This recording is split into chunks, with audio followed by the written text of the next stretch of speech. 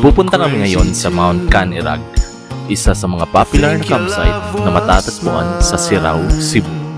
Halina kayo't sumama sa amin upang maglakbay at tuklasin ang lugar na ito. Welcome back mga idol. So mamumundok muna kami ngayon kasi nung last time, doon kami sa Sapa. Siyempre kasama pa rin yung mga tropa natin at pinsan ko. So meron lang konting laka rin kasi dito naman yung masayang parte.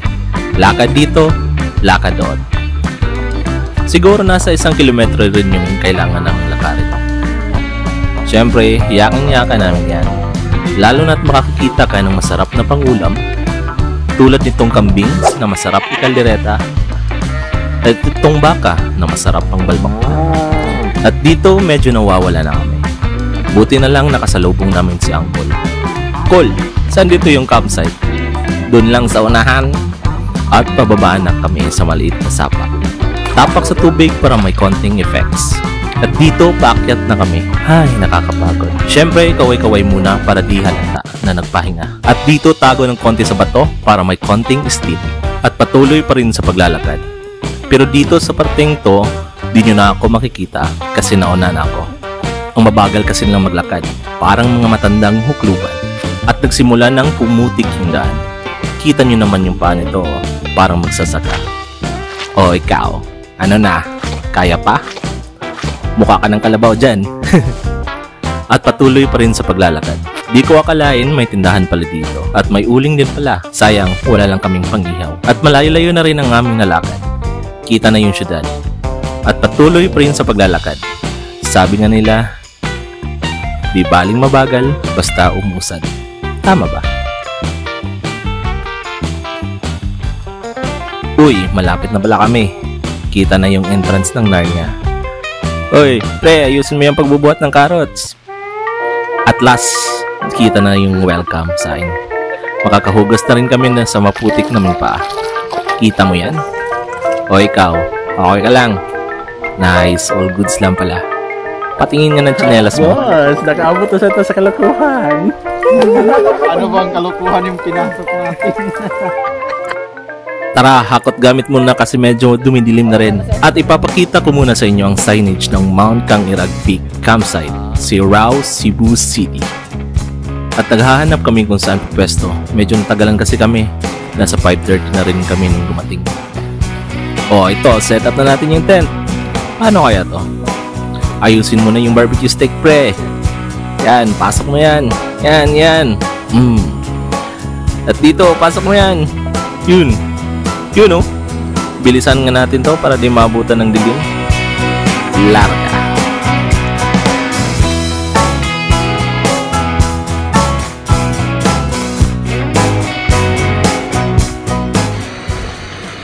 At dahil gabi na, magluluto tayo ng tuna paksiw. Mekos-mekos lang ng konti. Tapos antayin natin kumulo. Alright, try nga natin tikman. Ipan natin ng konti. Jeez, ang init para. Sira yung mukha, men. Sarap iluwa. Okay, ready ng paksiw at manok. Hiwa na tayo ng puso.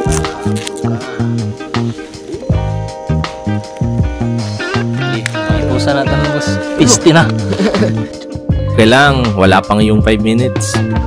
Pwede ba to? Tikman nga natin tong manok at itong paksiw. Lagyan natin ng konting sabaw. Alright, parang masarap nito ah. The perfect bite.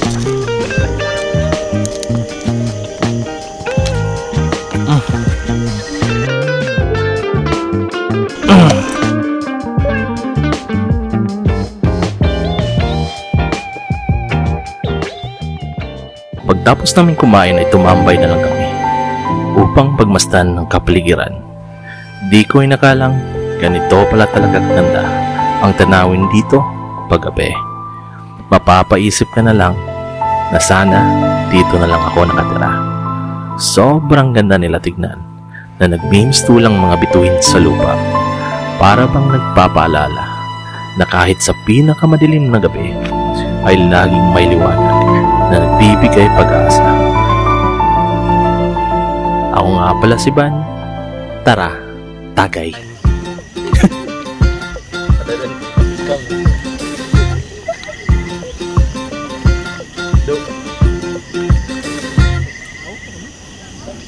Cheers! Cheers!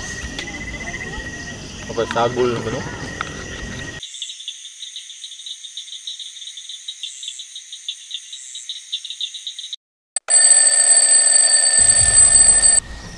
Magandang umaga. 3 AM na pala. Hindi kami masyadong makatulog. Siguro naninibago lang. Nandun na sa labas si Cash. Cash B ng ina mo. Yung tukmol na yun, Bossing! Bossing!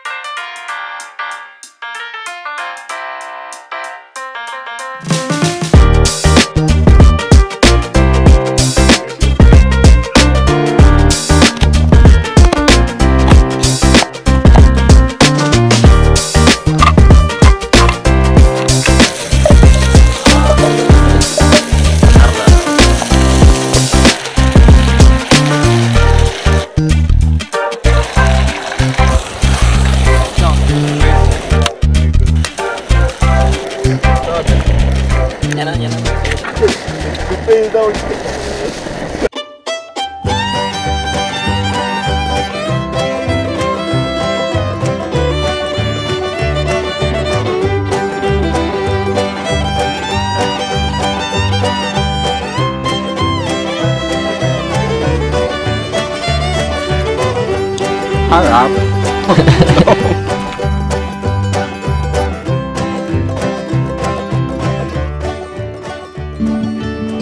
The light is fading fast. From this old town we gotta go. Our bags are packed, so what we waiting for? There's no point in delaying what we both already know. Escape this time with me. Escape this time with me.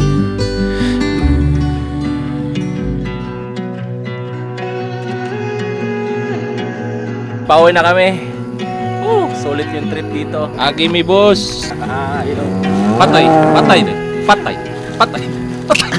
Si Charles ay ataka boss. Scared to interrupt your late night strut.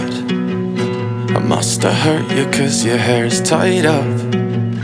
You walk around the place like I'm bad luck. What have we?